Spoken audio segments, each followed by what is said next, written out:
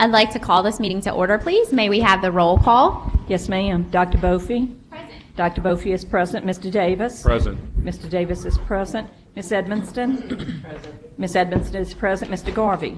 Mr. Garvey is present. Ms. Holloway? Present. Ms. Holloway is present. Dr. Jones? Present. Dr. Jones is present. Ms. Lewis is absent. No, I'm sorry, not in attendance. Ms. Orange Jones is not present. Mr. Rock is not present. Dr. Thomason? Present. Dr. Thomason is present. Ms. Vautier? Here. Ms. Vautier is present. And Mr. Bowman? Present. Mr. Bowman is present. You do have a quorum. Thank you. We are going to actually take a moment for personal privilege and recognize our finalists for state and state teacher and state principal of the year. Board members, we are going to call these finalists down in groups, and I'll identify the board members to go down, and we'll have certificates and have you take a picture.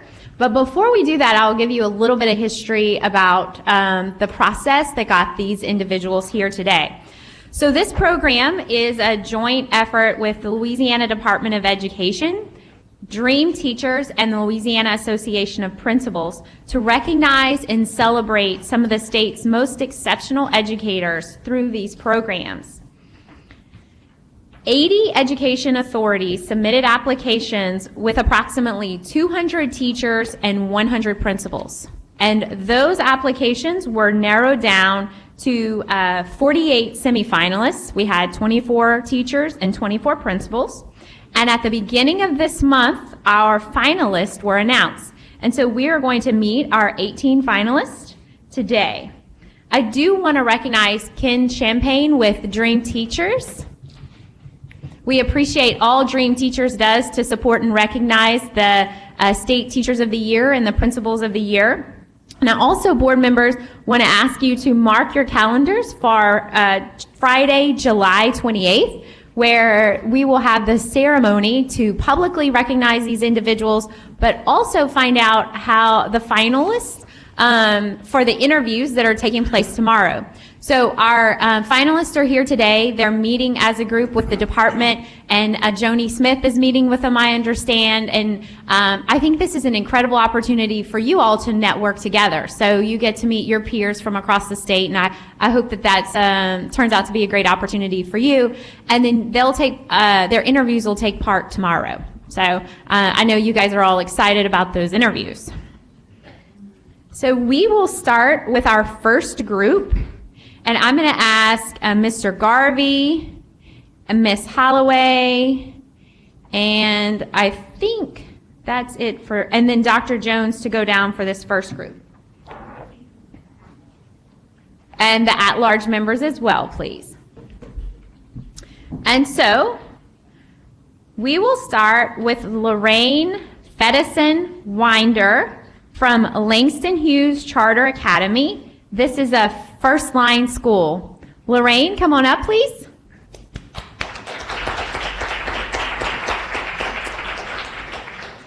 Next, we have Marcy Mahler from 6th Ward Middle School in Lafourche Parish. Marcy. Sarah Allen with St. Martinville Primary School in St. Martin Parish. And then Rosemary Grimm with Princeton Elementary School in Bossier Parish. Brenda Simmons is not able to be with us today, but she teaches at Jonesboro Hodge Middle School in Jackson Parish. And I'll get out of the way so you guys can take a picture.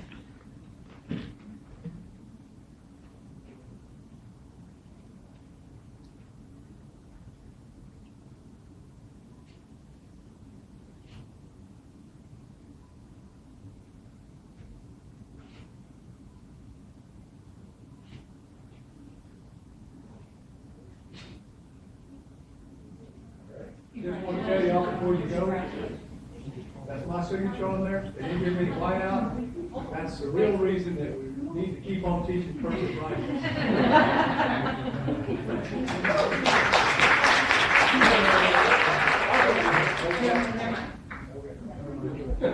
Change your mind. Thank you all very much.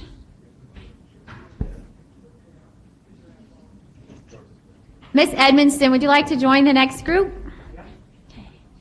We have Sarah Butler from Caroline Dorman Junior High School in Rapides Parish. Tawana Calhoun from Good Hope Middle School in Ouachita Parish.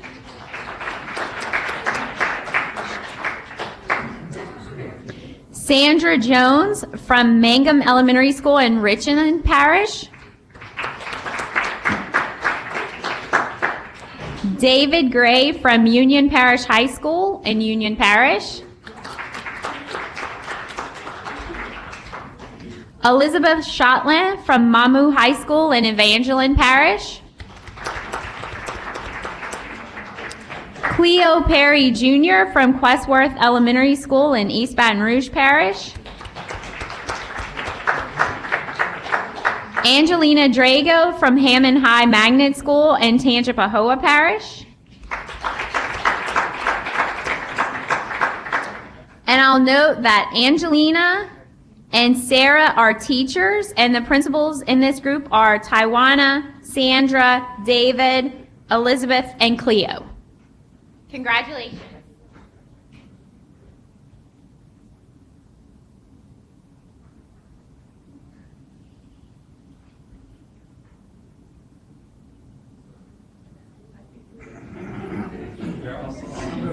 I'm going to ask a personal privilege here. I'd like to have a separate picture of this. She teaches at the school that I helped found when I was superintendent. It's a beautiful school. If any of you ever come up Highway 165, coming into Woodward, slow down. Slow down, real slow, and look at the school over there when you come by. That's right.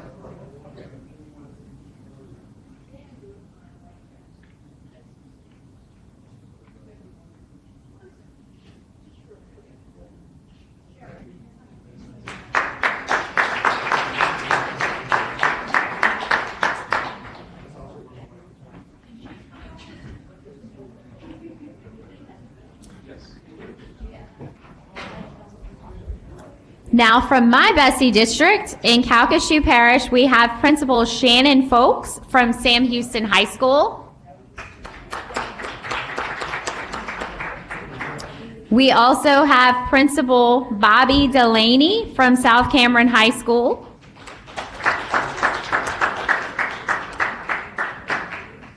And Principal Tommy Byler from North Vermilion High School in Vermilion Parish. And teacher Sarah Grove from J.W. Falk Elementary School in Lafayette Parish. In Miss Lewis's district, we have Joshua Ebenezer John David Paul from St. Helena College and Career Academy in St. Helena Parish. And Kimberly Eckert from Bruley High School in West Baton Rouge Parish. And congratulations.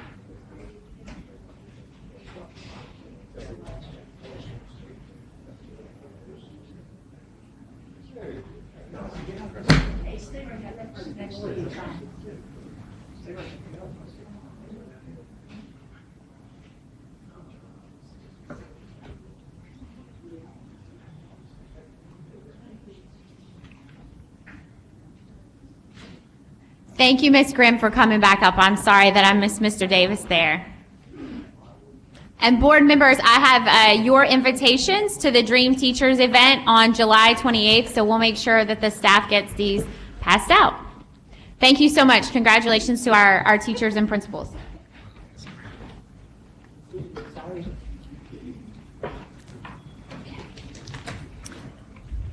What's our next item?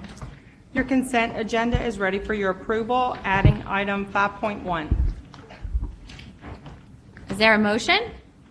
So moved. So I hear a motion by Mr. Rock, a second by Mr. Davis. Is there any discussion? Any objection? Hearing none, motion carries. What's our next item? Your first item is on page 4, item 3.1, consideration of a report regarding requests from local education agencies for waivers of policy contained in Bulletin 741, Louisiana Handbook for School Administrators, Section 2313, Elementary Programs of Study, for BESE mandated elementary level foreign language programs for the 2017-18 school year. The recommendation is to receive. Can I get a motion? Thank you, Ms. Holloway. A second by Dr. Jones. Is there any discussion? Nope. Okay. Ms. Voce would like to recuse herself, as would Ms. Edmonston. Do we have any comment cards? No. Okay, no comment cards. Is there a discussion by board members? Is there objection? Hearing none, motion carries. What's our next item? Your next item is on page 23, item 3.2. Consideration of requests from local education agencies for waivers of policy contained in bulletins for the 2017-2018 school year submitted by the State Department of Education. The department recommendation is to approve the requests submitted by LEAs for waiver of policy contained in bulletins regarding resource rooms, blended classes, pupil ratios, age span, class size, and library staff. So I have a move by Ms. Voce, a second by Ms. Edmonston. Do we have any comment cards? No, ma'am. Okay. Discussion from board members. Is there objection from board members? Hearing none, motion carries. What's our next item? Your next item is on page 34, item 3.3, consideration of Volunteers of America Greater Baton Rouge as lead agency for Avoyles Parish Early Childhood Community Network. The department recommendation is to approve. Is there a motion to approve? So moved. We have a motion by Mr. Davis. We have a second by Dr. Thomason. Is there any discussion on this item? Comment cards? Nope. All right. Is there any objection? Hearing none, motion carries. What's our next item? Your next item is on page 35, item 4.1, consideration of Ayers Career College as a course provider for the Course Choice Program. The department recommendation is to approve beginning with the 2017-2018 school year. So moved. We have a motion by Mr. Davis. We have a second by Mr. Rock. Do we have comment cards? Nope. Okay. Discussion from board members? Objection from board members? Nope. Hearing none, motion carries. What's our next item? Your next item is on page 37, item 4.2, consideration of pre-engineering as a Jumpstart graduation pathway. The department recommendation is to approve. Is there a motion to approve? I have Ms. Holloway on motion and second, Mr. Davis. Superintendent White looks like he wants to speak.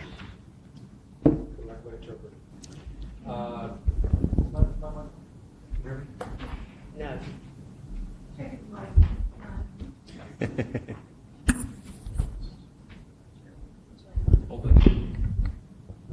I will not be silenced.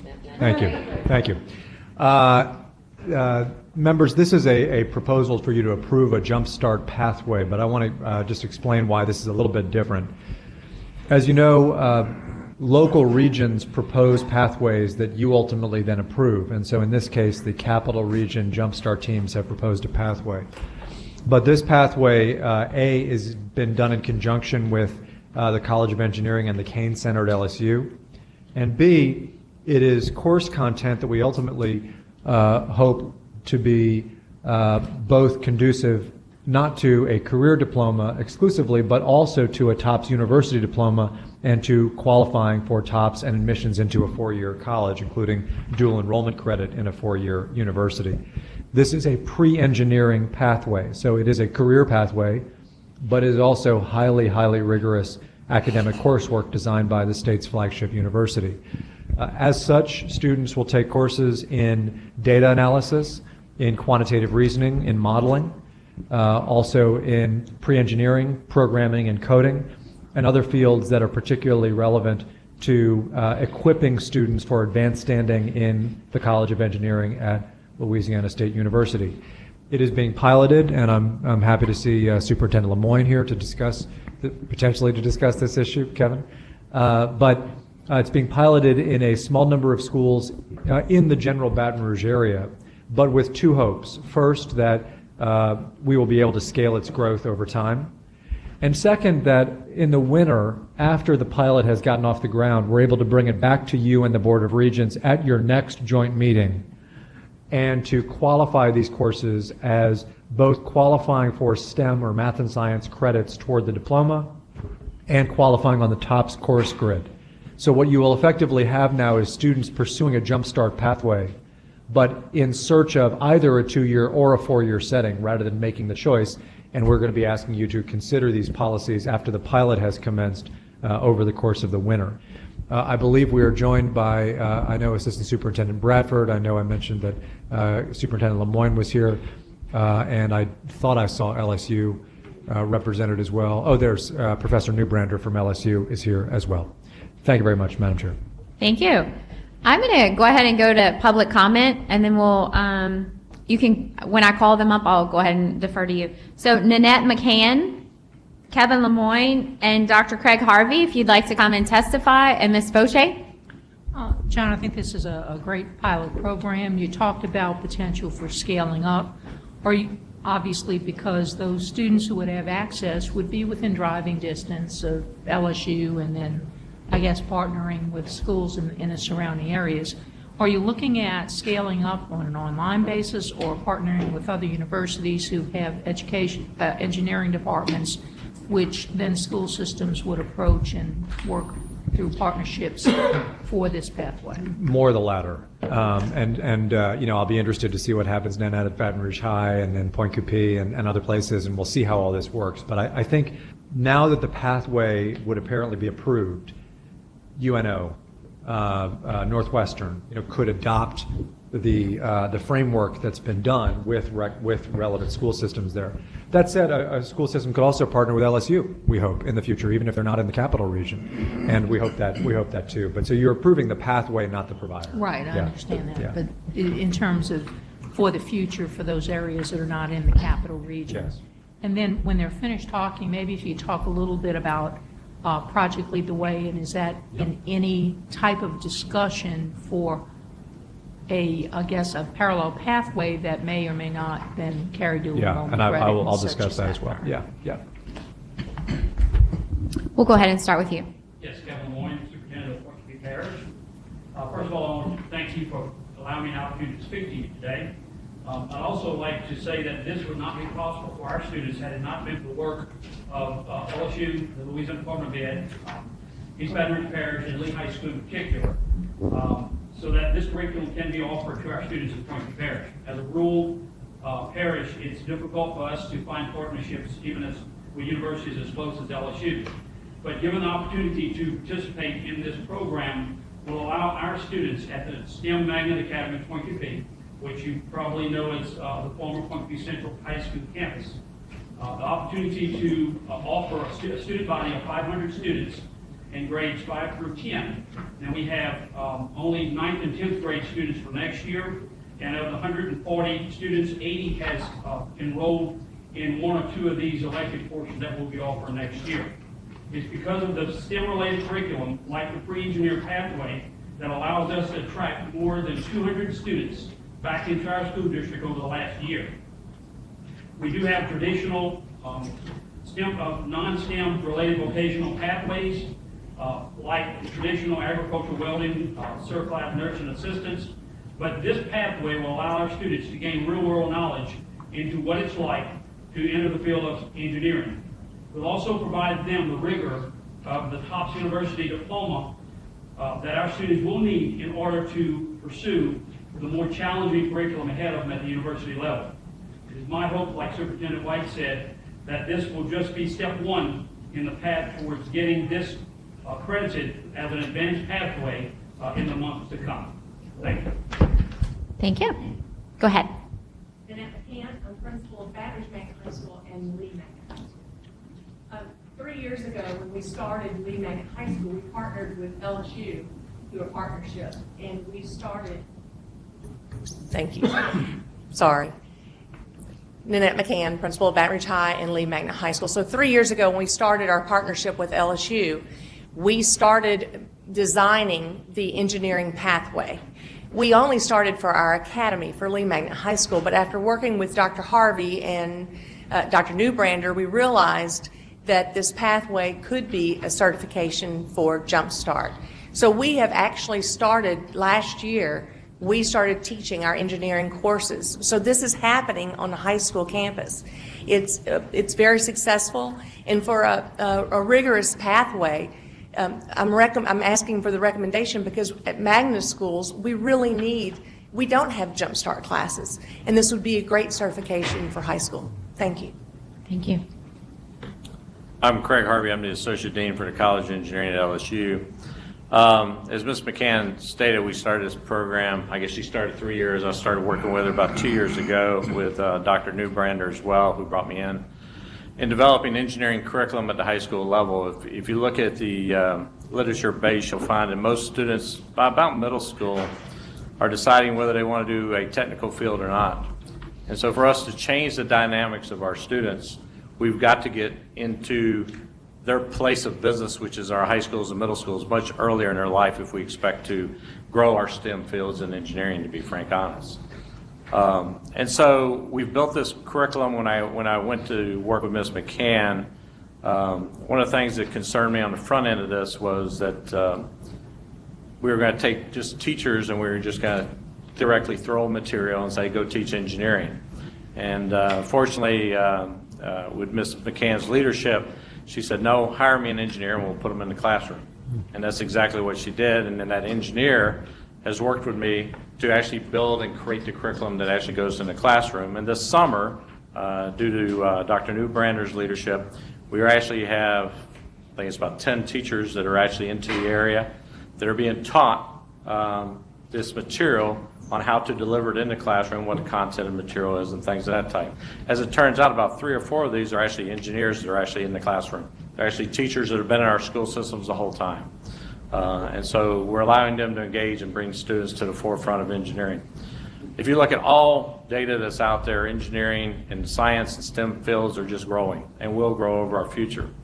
If we want to be able to reach out to students who traditionally have not entered into the STEM disciplines, both our minorities and our women populations, we've got to be able to have programs like this that allow them to see that engineering is a pathway for them to actually have in their career. So.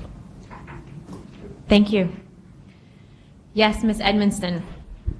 I just want to express to you how exciting this sounds to me, all 3 of you. And I appreciate, obviously, there's been some work, especially for you, Superintendent in Point P, but it just sounds very exciting. And I can't wait to hear, as we grow the program, how well you do. Thank you. Anybody else? Let me come back and answer Ms. Voce's question then. This framework, I think we will have to be open to other providers of content and courses within the framework. I mean, actually think that what the College of Engineering, the Arts and Sciences, and specifically the Mathematics Department, Kane Center, and Lee and Baton Rouge High have done, that content, I think, is scalable itself. But even if you wanted to plug and play other content through other providers, I believe that is achievable. We haven't done it yet. But this creates a framework within which that can be done.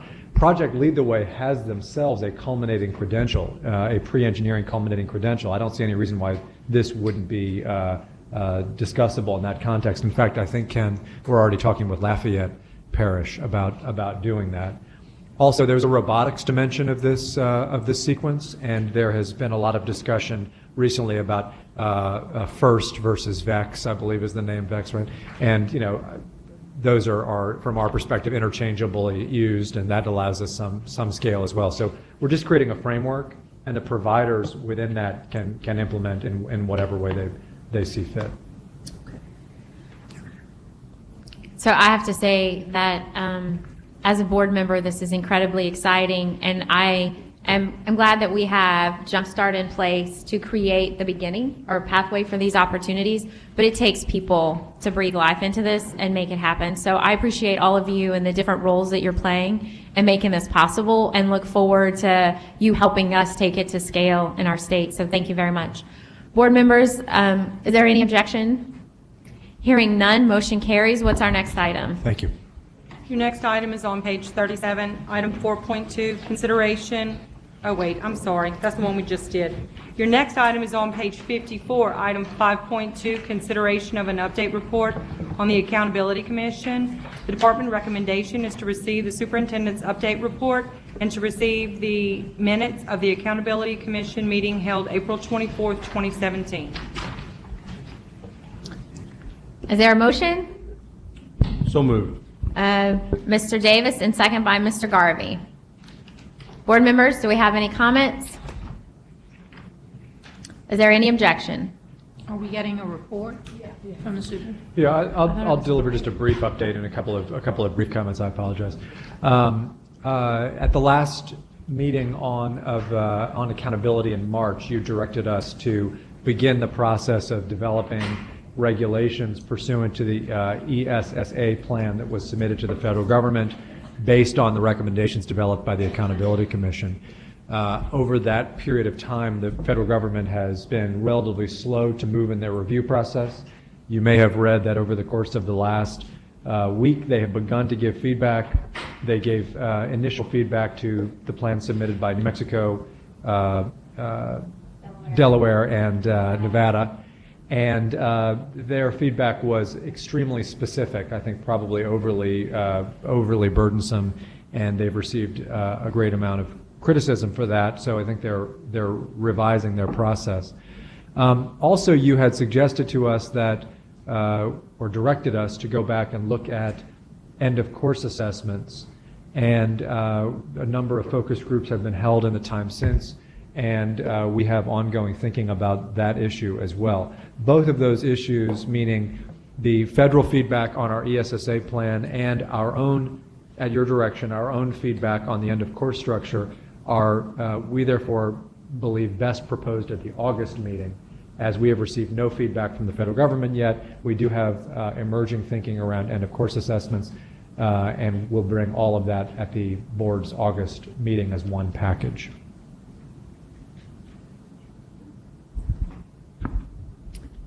So we've got no ESSA feedback at all? No. Just to be candid with you, I think when you read the statistics, the administration across their domestic policy agencies has been sort of slow to staff up. My sense is that is really impeding the speed. They have finished their peer review process, but we haven't gotten any evidence of it back yet. It has to be coming the next couple of weeks, but nothing so far. What will be the process once we get it? I saw for the other 3 states it's posted online. Do you get notified first, or does it just go straight on their website and you wait till someone tells you it's there? I think part of the problem was the way that this feedback went out, and this is just a kind of probably just an inexperienced thing. It just went out immediately as public record, and so I think the states got it right around the same time that the public and the media got it.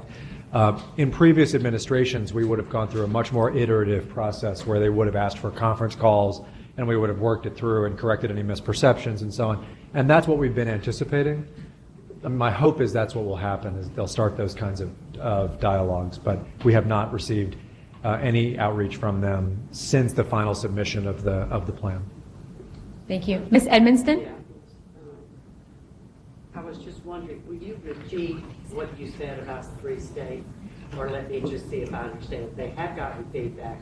It's been very precise and a little bit over the line. Is that right? And Well, what happened is when the president came into office, he directed the agencies to roll back a lot of regulations, thinking that that would make things less prescriptive. Right. The problem is that when that happened, there weren't regulations that clarified things for the lawyers within these bureaucracies. So as a result, in the absence of having a big staff, the secretary, my sense is, had to largely rely on the legal interpretations of the law without the clarity from the regulations. So you had the feedback to Nevada, for example, included a directive that they may not offer both IB and AP in Nevada. They had to choose one, which I think nobody in their right mind believes is positive. Similarly, the feedback in a different state said that science was to be treated as a non-academic subject, which some lawyer somewhere thought was the way the law really read. So I think now they're realizing that it would be helpful if they took a bigger picture view. Are there any other questions for the superintendent? So you're going to send out information to us, though, prior to August? Oh, so yeah, that as we soon as can- I hear from them, I will let you know. But even Yeah. with the accountability recommendations? Yes, as soon as we get past this meeting. And I'll just tell you, and Assistant Superintendent Bagian can brief you on this more between the meetings. Our discussions around the end of course tests have been very, very fruitful. And a lot of really good ideas have come out of that. So you directed us to study those. The governor and others had expressed some concerns about them, and we've obviously been in some of those discussions. So I think there's good news coming out of that, and we'll want to, as soon as this meeting is done, begin processing it with you.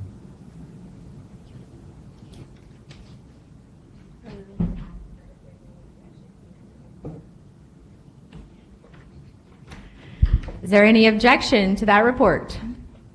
Hearing none, motion carries. What's our next item? Your next item is on page 57, item 6.1, consideration of revisions to Bulletin 140, Louisiana Early Childhood Care and Education Network. The department recommendation is to approve as notice of intent. Thank you, Mr. Garvey. And we need a second. Second. Thank you, Mr. Davis. Would you like to speak? Yes, members, I'll just say, as you know, we have an early childhood bulletin within the BESE regulations, the BESE rules. This bulletin, as we go forward with the Act 3 implementation, just requires tweaking in particular places. For example, class size requirements would be one. Requirements around observers and how the class system is administered. These kinds of tweaks come up every year in the system, and this reflects, I'm happy to answer about any of the specific changes, and Assistant Superintendent Conway is here as well, but this really just reflects those kinds of technical tweaks to make adjustments where needed in the bulletin. Board members, do you have any questions? Do you have any objections? Hearing none, motion passes. What's our next item? Your next item is on page 63, item 6.2, consideration of revisions to Bulletin 741, Louisiana Handbook for School Administrators relative to diploma requirements and technical edits. The department recommendation is to approve as notice of intent. Mr. Garvey moves. Second by Ms. Holloway. Board members, do you have any questions? Do you have any objections? Hearing none, motion passes. What's our next item? Your next item is on page 70, item 6.3, consideration of revisions to Bulletin 102, Louisiana Physical Education Content Standards regarding the adoption of Louisiana Physical Education Standards. Updated documentation has been distributed. The department recommendation is to approve as notice of intent and to authorize the department to make technical edits as necessary. Yeah, we need a motion. I'm Dr. Jones moves and Ms. Boucher seconds. Just want to know about dodgeball. May I? Yes, Superintendent. Thank you. Members, you had expressed a couple of concerns about some of the work that was done previously, and I want to thank again all of those who participated and have led this effort. They have humbly gone back and revisited some of your concerns, and I think the most important elements of what they created remain in place, all the while accommodating your, I think, important concerns. First, the inclusion of the responsible implementation of targeting games like dodgeball remains in this.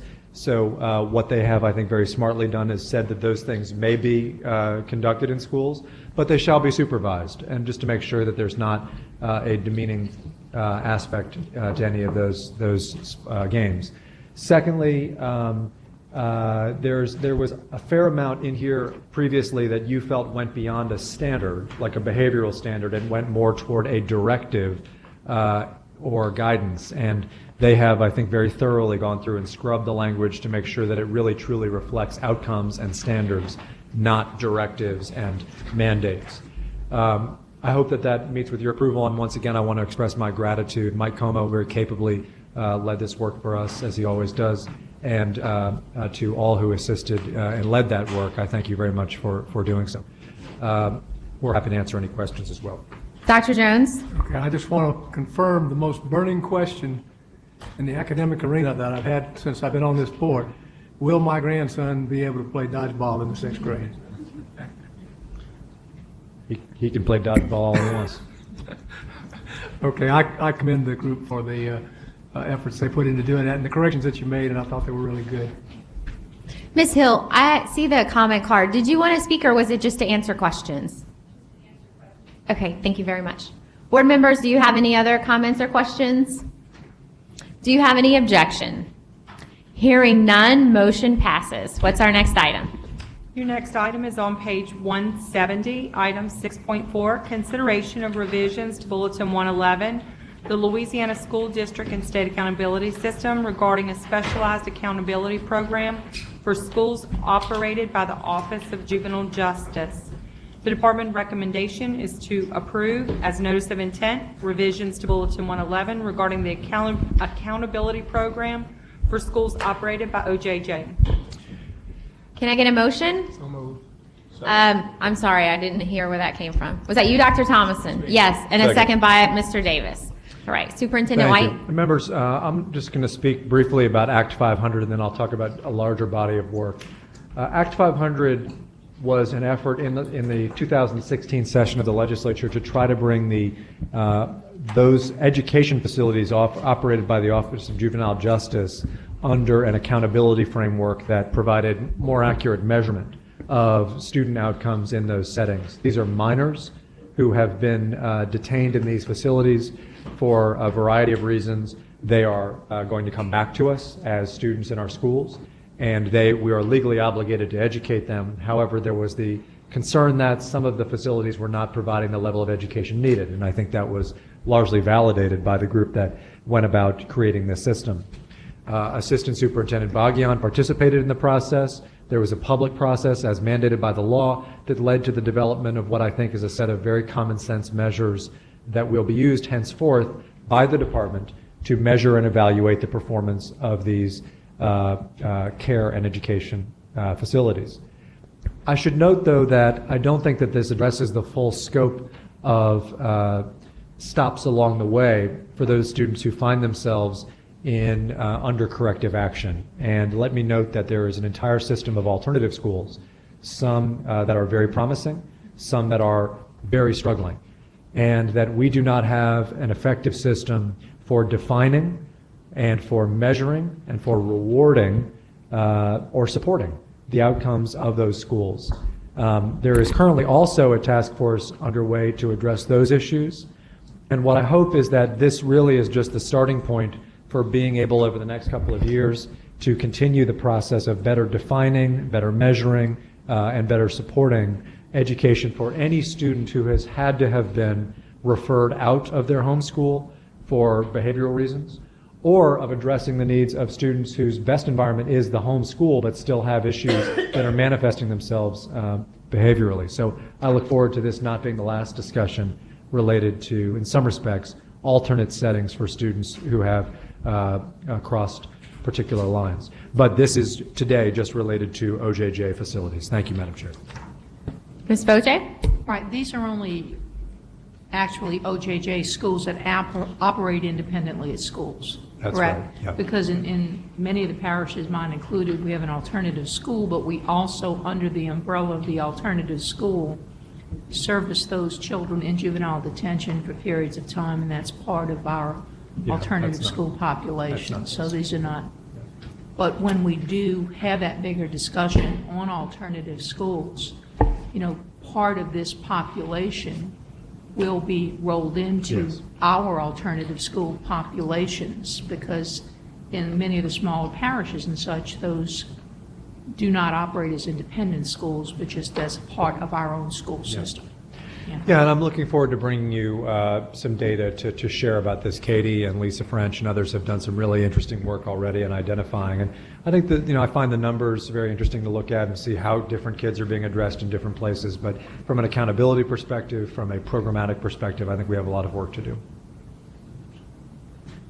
Chair. Yes, Ms. Edmiston? Superintendent, you said that there has been a task force already established, or there will be? There is, and it's already meeting and underway. Okay. Yep. And that is to address the alternative schools, or tell me again what the... Yes, so there was a task force established under law to address these juvenile justice Right. facilities. Bridge Right. City would be an example of the type of facility that we're discussing. However, as a sort of an outgrowth of that, Okay. there was the creation of a new task force to address specifically alternative schooling. Kids who are referred out, they're not in the juvenile justice system, Yeah. but they're referred out of their home school for behavioral reasons. And these could be 18-year-old kids, these could be 6-year-old kids. Right. So we have a lot of data to share with you now, and I think a very robust discussion of what should define when a student gets referred, Right. what does success look like in that setting, and so on and so forth. When can we look forward to that data being presented to us? Well, we can present the data to board members anytime, and in fact, it might be worth perhaps holding a separate briefing on these issues. I know this is an issue of interest to many board members, so I think probably sooner rather than later, we should begin a series of briefings on this so that you have the context. Because one of the reasons is more and more districts are referring younger and younger children to the alternative school settings. And that's, disturbing. And I hope that we take a real global look at why children go there and what happens after they get there Yeah. in terms Yeah. of accountability for both academic and behavior. I agree. There are 47 codes that we use to label the cause for why a child was referred out. And I think you'll find, and I don't say this this is not an indictment in any way, but it is interesting to see the patterns of why children in various places and various ages are referred out of the